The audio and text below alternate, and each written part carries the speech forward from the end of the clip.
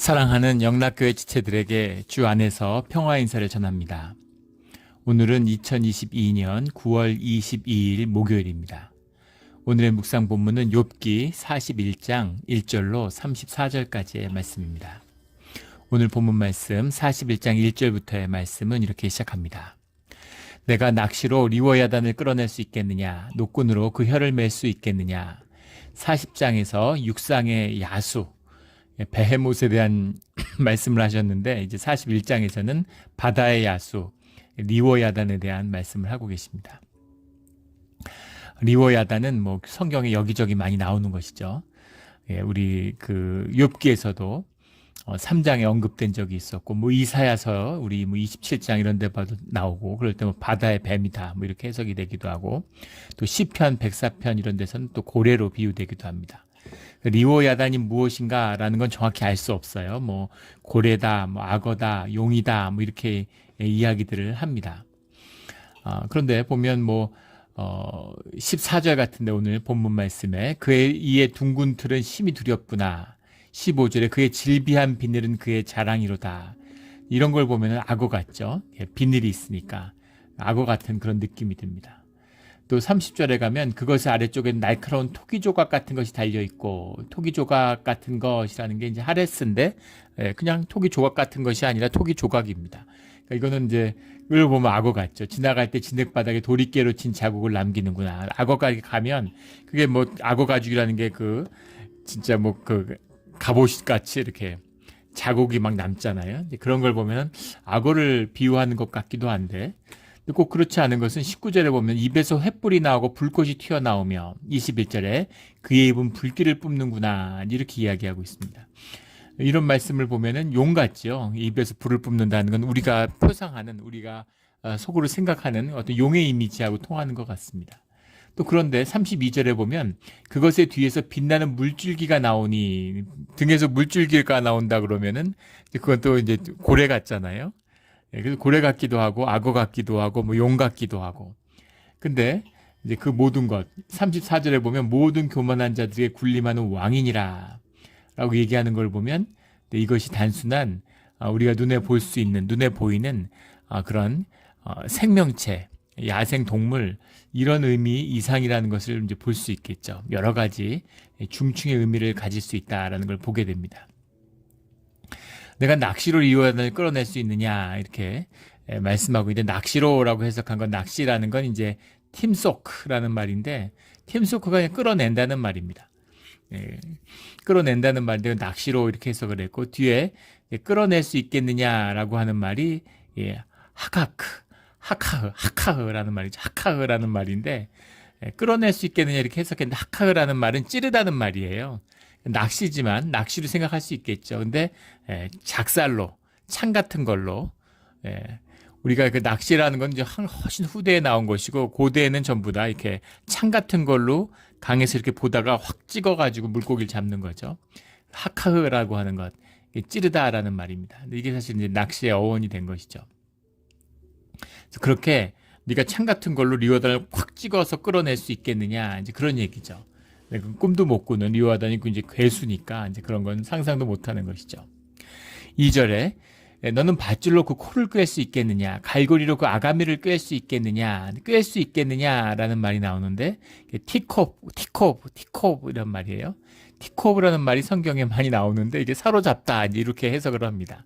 사람을 이렇게 완전히 움켜 잡는 것.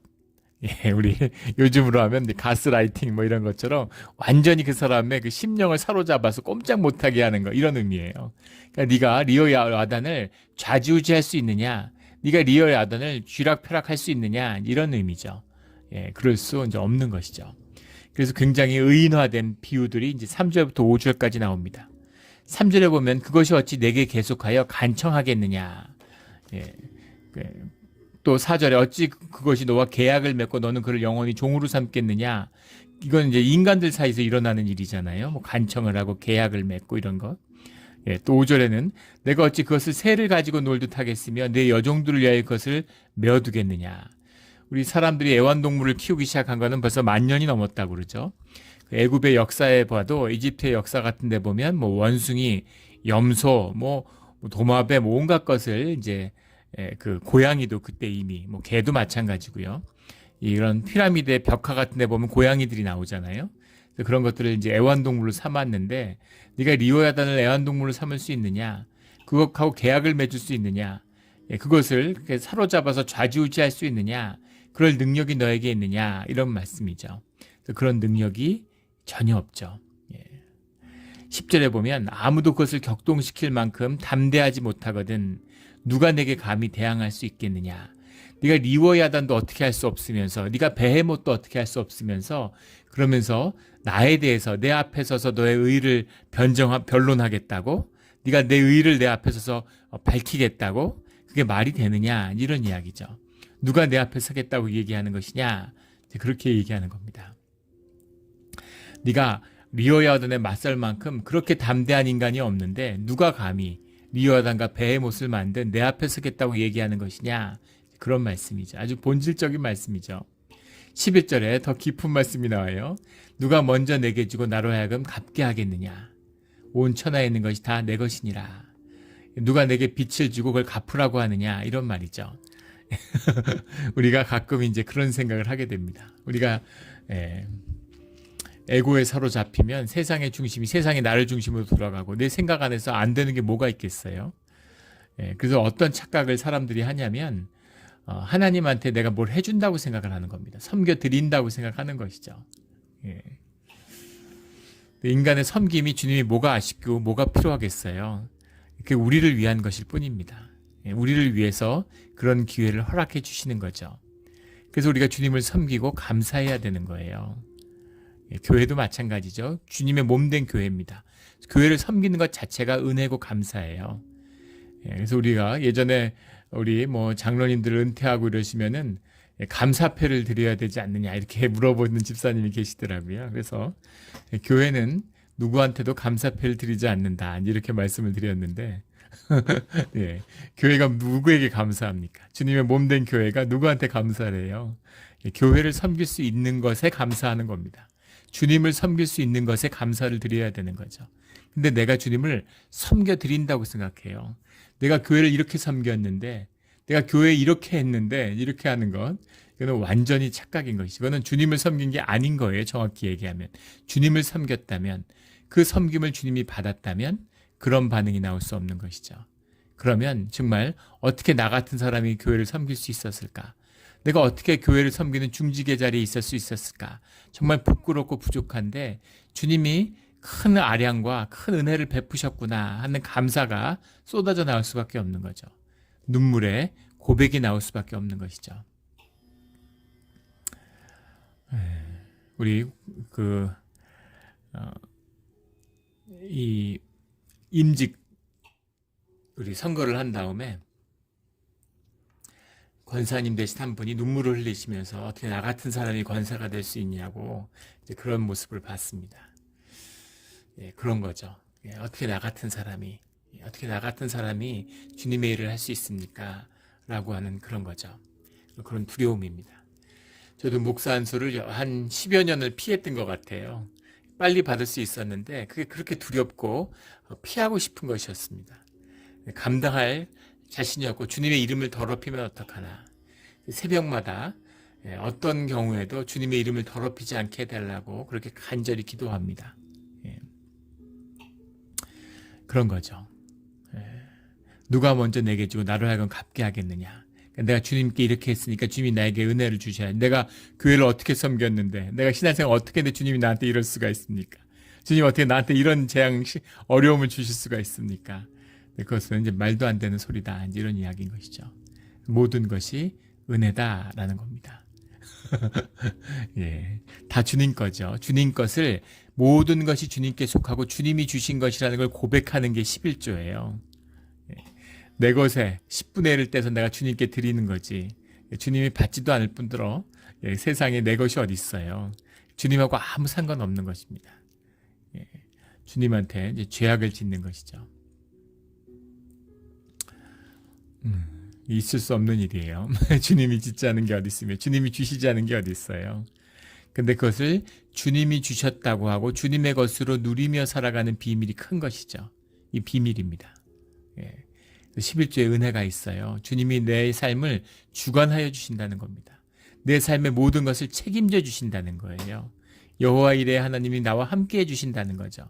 풍성함의 비밀이, 풍요의 비밀이 열리는 겁니다. 이 비밀을 만나야 돼요. 그게 아니면 늘 쪼들리고 늘 생존에 쫓기고 늘 힘든 것이죠. 내 것으로 사니까 내 것이 아닌데 얼마나 힘들어요. 먼저 내게 주고 나를 하여금 갚게 하겠느냐. 기가 막힌 말씀이죠. 누가 그럴 수 있습니까? 누가 그럴 수 있어요. 또 반대도 있죠. 종교에서는 또 주님이 주신 걸 갚으라고 그래요. 제가 교회에서 예전에 주님께 빚진 자들이라고, 주님께 갚으라고 이런 얘기 들을 때마다 굉장히 그 말이 듣기가 싫더라고요. 사랑이잖아요. 자식에게 사랑으로 당신의 목숨을 내어주신 아버지가 자녀에게 뭘 구하겠습니까? 뭘 구하겠어요? 무슨 앵벌이 가족도 아니고 자식에게 뭘 구해오라고 하겠습니까? 자식이 사랑으로 피어나는 것, 생명이 피어나는 걸 보는 그 기쁨, 그것이 부모의 기쁨이죠. 저도 마찬가지죠. 제 아이들 키우는데 이제 아이들이 커서 이제 집을 떠나잖아요. 애들이 뭘 나한테 가져오고 뭘 잘해주고 이런 걸 바라겠습니까? 애들이 어디 가든 그 자리에서 생명이 피어나고 잘 살기를 바라는 거죠. 인간의 부모도 그런 사랑이 있는데 하나님의 마음은 어떻겠어요? 종교의 거짓, 종교로 사람을 묶고 무기력하게 만들고 종교의 노예로, 종으로 만들려고 하는 그런 악한 역사의 한 부분인 것이죠. 하나님의 사랑은 자유함입니다. 그 자유함으로 부모한테 묶여서, 부모한테 꼼짝 못해서, 부모한테 받을 게 있어서 그렇게 해서 오는 자식, 무슨 의미가 있습니까?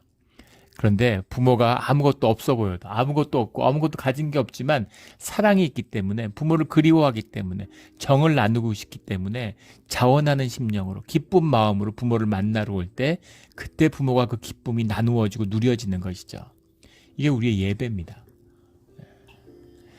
늘 우리가 먼저 받은 자로 주님께 이름으로 주님의 것을 나누는 우리 모두가 되기를 주의 이름으로 축원합니다. 온 천하에 있는 것이 다 내 것이니라 하는 이것이죠. 예전에 한 드라마를 본 기억이 나는데, 어렸을 때 본 사극이에요. 근데 지방에 토호가 있는데, 그런데 왕이 그 토호를 이제 그 재산들을 이제 그 중앙 권력이 임한 거죠. 그러니까 중앙 권력의 복속이 된 겁니다. 중세의 얘기죠. 그러니까 지방의 토호가 이제 왕한테 자기가 은괴를 가져다 줘요. 이제 잘 관계를 맺어보려고. 근데 그게 큰 실수가 되는 거죠. 아, 얘가 부가 있구나. 그러니까 이제 자꾸 더 괴롭히는 거예요. 그러니까 이제 토호도 실력을 보여줘야 되죠. 그래서 전쟁이 납니다. 근데 왕을 당해낼 수가 없죠. 중앙 권력을. 지방 깡패하고 전국구 깡패가 싸우는 거나 똑같죠. 조직폭력이. 이게 뭐 국가의 본질이죠. 나중에 그 싸움에 패배하고 완전히 그 몰살 위기에 몰리니까 그 토호가 이제 왕을 찾아가서 이렇게 충성을 서약하고, 자기가 가진 그 토호의 힘은 숨겨놓은 은광을 갖고 있는 건데, 산속에 은광을 숨겨놓고 있는 건데 아무도 모르게, 그래서 거기서 은을 캐다가 군대도 키우고 세력을 키운 것인데 그 은광을 바치겠다 이렇게 얘기하니까 왕이 웃어요. 그래서 그 은광은 원래 내 건데 네가 바칠 게 뭐가 있냐 이렇게 얘기하는 거죠. 그 나라가 다 자기 거다 이거죠. 그 왕의 의식인 거죠. 하물며 인간들도 그런 짓을 하는데, 세상의 모든 만물을 만들고 주관하시는 주님이, 파리가 인간하고 사람이 개미하고 다투겠습니까? 마당에 있는 개미하고 다투는 집주인은 없죠. 하물며 그 모든 만물에 창조해 주신 주님이 인간과 다툰다는 걸 상상할 수 있겠어요? 말도 안 되는 일이죠. 그런데 더 말도 안 되는 건 주님이 이런 요백에 찾아와 주셔서 말을 걸고 대화를 하신다는 겁니다. 이게 영의 비밀이고 하나님의 존귀함을 받은 인간의 존귀함이에요. 상상도 할 수 없는 일입니다. 근데 이런 것을 우리에게 기억하라고 말씀하시는 거죠. 말씀을 통해서 주님이 우리와 만나 주신다는 겁니다. 이 놀라운 은혜를, 이 놀라운 주님의 역사를 떠나지 않는, 이 실제를 만나는 그런 우리의 신앙, 진실한 신앙이 되기를 주의 이름으로 축원합니다. 12절에 내가 그것의 지체와 그것의 큰 용맹과 늠름한 체구에 대하여 잠잠하지 아니하리라. 이게 무슨 소리일까 도대체.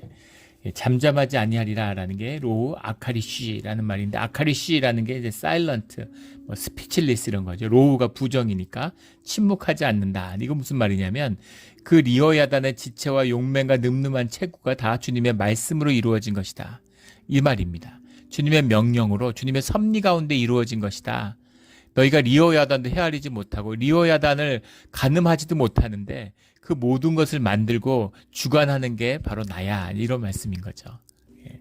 상상할 수 없는 주님의 은혜와 역사하심, 이제 그런 것을 말씀하고 있는 겁니다. 그래서 13절부터 도대체 리오야단, 뭐 콧구멍에서 연기가 나오고 힘은 목덜미에 있고, 예, 살껍질은 밀착되어 있고 가슴의 돌은 튼튼하면 맷돌의 아래짝까지 튼튼하구나. 너무 이게 구체적이고 너무 이 비유가 길게 나와 있어서 실제 그 리오야단이 실체가 실제적으로 어떤 상상의 표상이라면 이럴 수가 있겠느냐. 그래서 이거는 악어가 분명하다. 이렇게 얘기하는 사람들이 많이 있습니다. 실물이 있고 사람들이 다 그걸 보고 생생히 느끼니까 이런 비유가 나오고 이런 공유가 되는 거지. 근데 그런 게 없는데 이런 공유가 되겠느냐. 이렇게 얘기하는 겁니다. 근데 그럴 법한 이야기지만 또 꼭 그렇진 않아요. 용은 어떻습니까? 용은 실물이 있나요? 예. 용은 뭐 뱀의 이미지와 무슨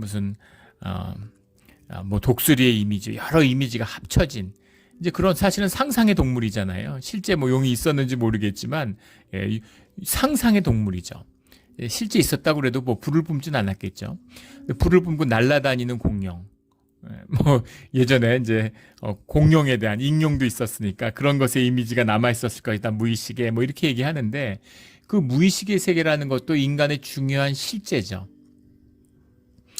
예, 인간이 벌써 35,000년 전 이럴 때 유적에 보면 사자 머리를 한 인간이 있어요. 실제 머리가 사자인 인간이 있었겠습니까? 그런 건 아니죠. 그렇다면 그건 모두 다 허구냐? 그게 아니라 실제 삶의 역사하는 그 기능, 사자 머리를 한 인간상은 지도자지만 단순한 지도자가 아니라 카리스마적인 지도자고 무언가 굉장히 사람들을 결속시키는 그 구심점에 있는 무언가의 표상인 것이죠. 그런 걸 담고 있는 겁니다. 리오야단이 꼭 실제 있는 무슨 악어든 또는 뭐 지금은 사라져버린 무엇이든 뭐 바닷속에 숨어있는 무엇이든 그것이 그런 의미라기보다는 그것에 가지는 표상이라는 것이 사실 인간들이 느끼고 있는 그런 무의식의 실제일 수도 있다. 이런 의미를 우리가 이제 보게 되는 것입니다. 28절에 화살이라도 그것을 물리치지 못하겠고 물맷돌이라도 그것에게는 겨같이 되는구나. 화살과 물맷돌은 이 고대 시대의 최고의 전략 무기죠. 전쟁에서 수많은 사람들이 고대 전쟁 같은 건 잔인하잖아요. 지금은 전쟁에서 우리 아프가니스탄 전쟁 미국이 뭐 한 20년 전쟁했잖아요. 거기서 죽은 사람들이 뭐 한 2천여 명 됩니다. 근데도 그게 충격이고 받아들이기 어려워해요, 미국이. 미국이 이제는 사람이 수천 명 죽는 전쟁을 못 합니다. 이라크 전쟁, 뭐 아프가니스탄 전쟁에도 실제는 훨씬 많이 죽었다고 그러죠. 그런데 이제 용병 회사들, 전쟁 회사들을 동원해가지고 중요한 전쟁, 희생이 날 것 같은 전쟁은 용병 회사들을 쓰는 거예요. 예. 그 군대가 전쟁하기 위한 것인데 군인들이 심지어 러시아 같은 나라도 지금 뭐 어제 뉴스에 보니까 푸틴이 이제 우크라이나 전선에서 밀리니까 동원령을 내렸는데 막 청년들이 항의 시위하고 전쟁 나가서 죽고 싶은 사람이 누가 있겠어요? 그러니까 사람들이 점점 지혜로워지고 깨어지는 거죠. 이건 좋은 현상인 것 같습니다. 그래서 어제만 뭐 수백 명이 연행됐다고 그런 뉴스 같은 게 나오는 걸 봤습니다. 러시아가 그 2차 세계대전에 100년도 안 된 2차 세계대전에 2천만 명, 2,500만 명 정도가 이렇게 숨졌다고 그러죠. 1차 세계대전에서만 프랑스가 500만 명이 죽었습니다. 근데 그 500만 명이 다 20대예요. 상상이 되십니까? 20대의 절반이 죽었다는 거죠. 그러니까 그 트라우마가 너무 강렬해서 왜 프랑스가 2차 세계대전에서 그렇게 무기력했던가. 그 프랑스가 사실은 폴란드를 독일이 침공했을 때 독일을 침공했어야죠. 그랬으면 2차 세계전을 미연에 막을 수 있었고 그랬으면 히틀러 정권을 쉽게 무너뜨렸을 겁니다. 근데 왜 다 정비가 돼서 쳐들어올 때까지 꼼짝 못했을까? 그런 엄청난 희생에 대한 두려움과 전쟁을 피하고 싶은 거죠. 영국도 마찬가지였고. 그게 히틀러라는 괴물을 만들었는데 그런데 그거는 불과 100년 전 전쟁입니다. 이 고대 전쟁이라는 건 우리 뭐 성경에서도 보지만 다 죽는 거예요. 싹 다 죽는 겁니다. 예. 예, 전쟁한 군대가 싹 다 죽는, 그리고 뭐 그 민간까지 싹 다 죽는 처참한 전쟁이죠. 그렇게 전쟁을 죽는데 우리 전쟁 영화 이런 걸 많이 보니까 막 칼로 치고받고 칼에 죽고 창에 찔려 죽었을 것 같지만 실제 통계를 보면 고대 통계를 보면 전쟁의 사망자의 90%는 활에 맞아 죽었다고 그러죠. 활이라는 게 무시무시한 무기입니다. 활이 이렇게 좋은 무기인데 왜 다 활을 쓰지 않았을까? 화살이라는 것이 이제 만들고 유지하는 데 돈이 많이 드는 거죠. 화살을 만들어 놓으면 여름에 덥고 이러면은 화살이라는 게 이제 접착제로 붙이는 거잖아요. 살을. 근데 그게 떼어지고 그 화살의 촉도 굉장히 그때 비싼 겁니다. 고대 시대에는 황금보다 쇠촉이 더 비쌌다고 그러죠. 그 화살이라는 게 지금으로 말하면 뭐 ICBM 같은 전략 미사일 같은 것만큼 그렇게 엄청나게 비싼 무기인 거죠. 그래서 화살보다 더 효과적으로 쓰였던 것이 화살만큼은 못해도 물맷돌인 겁니다. 맷돌을 이렇게 천에 감아서 이렇게 돌려가지고 던지는 건데 이게 무시무시한 무기인 거죠. 이걸 제대로 던진다 그러면 당할 자가 없는 거죠. 우리 성경에 나오는 대표적인 인물이 다윗이에요. 다윗이 이 물맷돌을 던져서 골리앗을 제거하죠. 우리는 맷돌이라는 걸 되게 이제 우습게 느껴지니까 어떻게 맷돌로 물맷돌로 다윗이 골리앗을 잡았을까 싶지만 사실은 고대 사람들 눈에 보면 이건 어떻게 보면 반칙 같은 거죠. 요즘으로 하면 칼 들고 있는데 총 쏜 거예요. 근데 다윗의 눈에는 사실은 골리앗이 얼마나 우스워 보였을까 하는 걸 보게 되는 거죠. 맨날 양치고 살았는데 양치로 나가서 자기 혼자 시간 보내니까 심심했겠죠. 그래서 기도하고 뭐 책이 있습니까? 뭐 인터넷이 있나요? 뭐 그 스마트폰이 있나요? 그러니까 하프를 치면서 찬양하고 주님께 기도하고 이래서 주님과 깊은 교제를 나누는 것이죠. 그리고 이제 심심하니까 계속 또 양들을 지켜야 되니까 늑대도 찾아오고 이리도 찾아오고 가끔 사자도 오고 곰도 오고 그러니까 그걸 막기 위해서 물맷돌 연습을 열심히 했겠죠.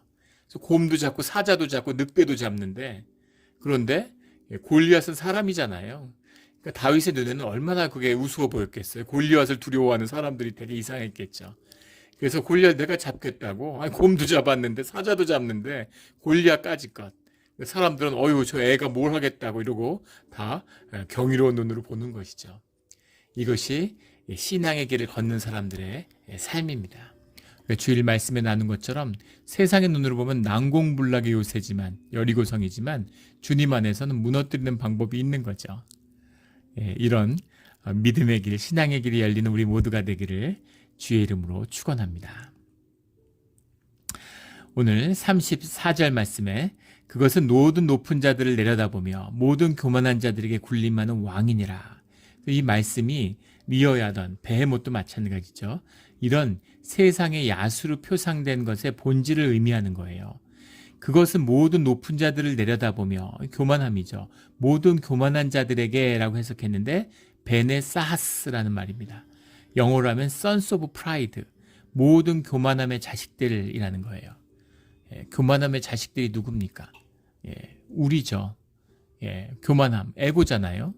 에고라는 건 교만하다는 얘기는 에고에 붙들렸다는 얘기입니다.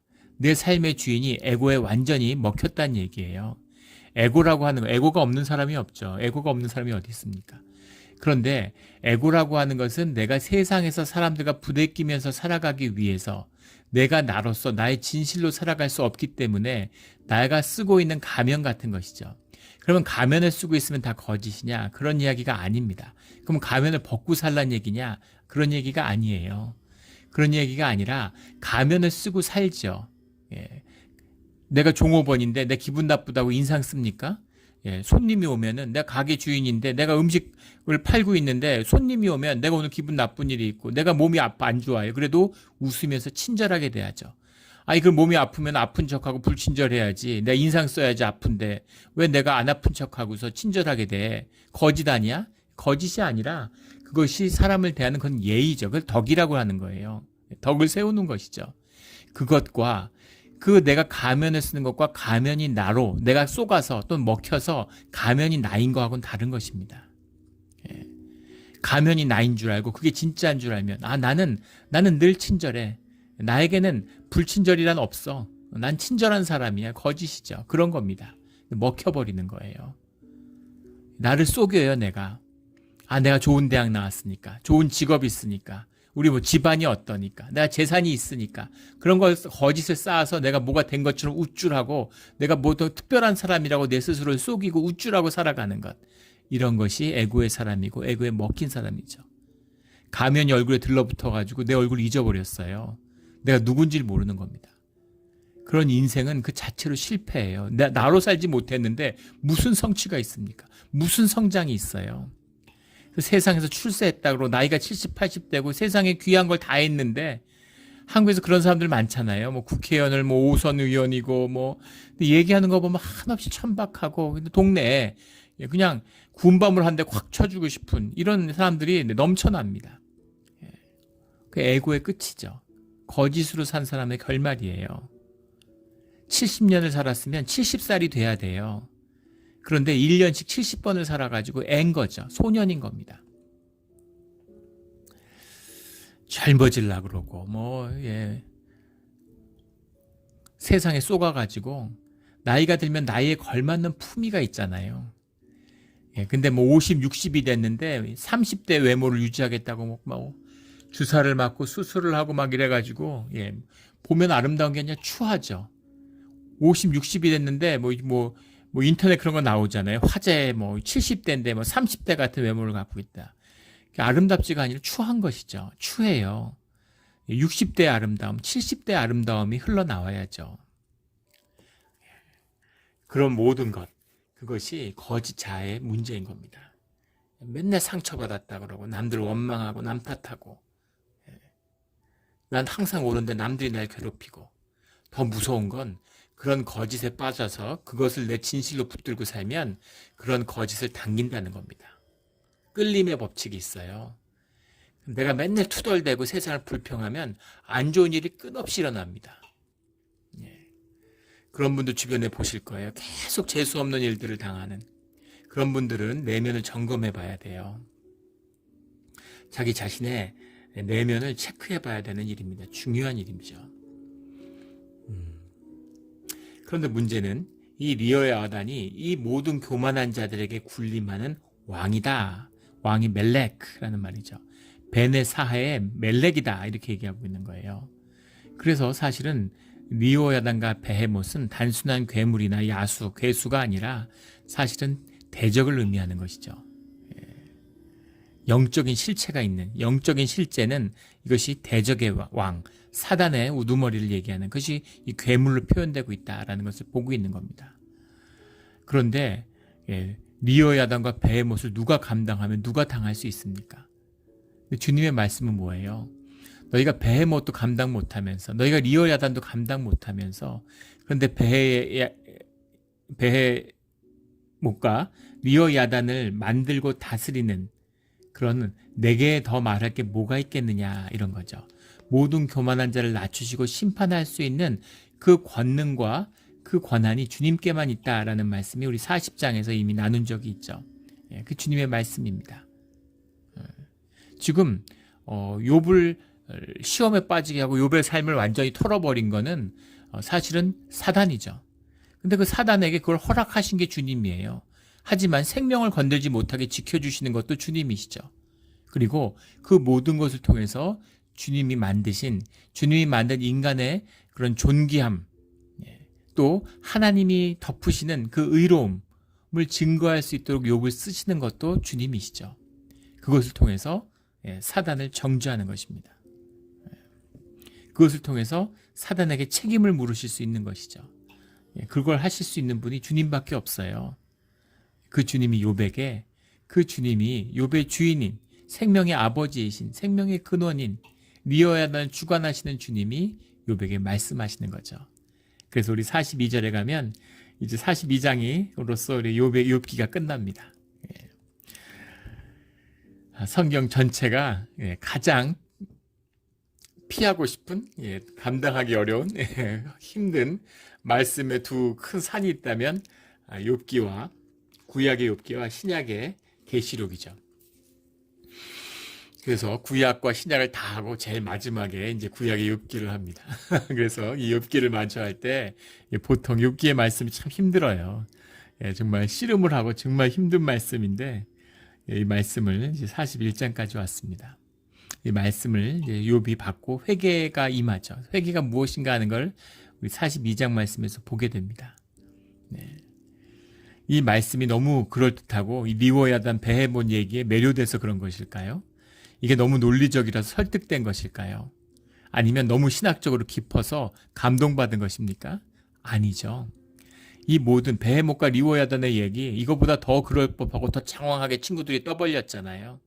근데 거기에는 상처받고 거기에는 화가 났던 욥이 왜 40장, 41장, 38장부터는 주님의 말씀에는 압도되고 회개가 임하는 것일까? 그 말씀의 주인공이 주님이시기 때문입니다. 주님의 말씀이기 때문이에요. 이게 성경의 비밀입니다. 이게 말씀의 비밀이에요. 이게 말씀의 비밀이죠. 말씀을 만나서 주님의 임재를 만나서 주님 안에서 삶의 길이 열리는 모든 존재의 비밀이 풀리는 우리의 원통함과 아픔이 주님 안에서 은혜와 축복으로 바뀌는 그 놀라운 신앙의 비밀을 몸으로 삶으로 진실로 만나는 우리의 신앙, 우리의 말씀 묵상이 되기를 주의 이름으로 축원합니다. 아멘. 함께 기도드리겠습니다. 하나님 아버지 감사합니다. 우리가 주님의 말씀을 듣기를 원합니다. 그 마음으로 그 소원으로 매일 말씀을 읽고 묵상합니다. 주님 말씀하여 주시옵소서. 깨닫게 하여 주시옵소서. 삶의 생명의 문을 열어주셔서 생명의 에너지가 샘솟는 그런 삶이 우리 앞에 펼쳐지게 하여 주시옵소서.